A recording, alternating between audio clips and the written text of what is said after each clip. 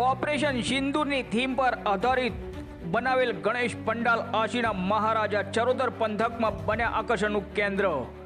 પેટલાદમાં આશી ગામના યુવાનોએ વિઘ્નહર્તાના દર્શનની સાથે દેશના શૌર્યની ઝાંખી દર્શાવતો બનાવ્યો અનોખો ગણેશ પંડાલ। પહલગામ આતંકી હુમલાના પ્રત્યુત્તરમાં સૈન્ય દ્વારા હાથ ધરાયેલ ઓપરેશન સિંદૂર તથા ઓપરેશન મહાદેવથી લોકોને માહિતગાર કરવાનો સ્તુત્ય પ્રયાસ ગણેશોત્સવમાં ગણપતિ વંદનાની સાથે રાષ્ટ્રવંદના દ્વારા દેશભક્તિના રંગે રંગાતા આશીના ગ્રામજનો। રિપોર્ટર મહેશ ચૌહાણ, તારાપુર।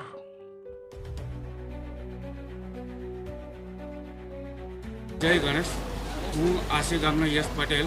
તમે જે પાછળ જોઈ રહ્યા છો આશીના મહારાજા, એ અમે 2021થી 2025 સુધી અમે અલગ અલગ થીમો ઉપર અમે ગણપતિનું સ્થાપન કરીએ છીએ।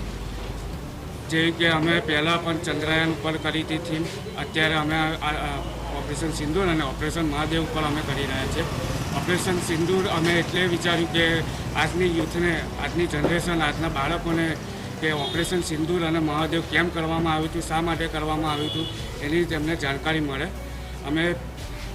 આપણે જે જાણીએ છીએ કે પહેલગામ એટેક જે થયો હતો 22 એપ્રિલ 2025ના રોજ, એમાં આપણા 26 સ્થાનિકો એટલે ભારતીય જે નાગરિકો ઉપર આપણે જે હુમલો થયો હતો એના વળતરમાં આપણે નરેન્દ્ર મોદી અને આપણા દેશના જવાનોએ જે ઓપરેશન સિંદૂર અને ઓપરેશન મહાદેવ કરવામાં આવ્યું હતું। ઓપરેશન સિંદૂરમાં પાકિસ્તાની સ્થિત જે એમના આતંકવાદી ઠેકાણા હતા એની પર હુમલો કરવામાં આવ્યો હતો, અને ઓપરેશન મહાદેવમાં આપણે પહેલગામ એટેકમાં જે આતંકવાદીઓ હતા એને ઠાર કરવામાં આવ્યો હતો।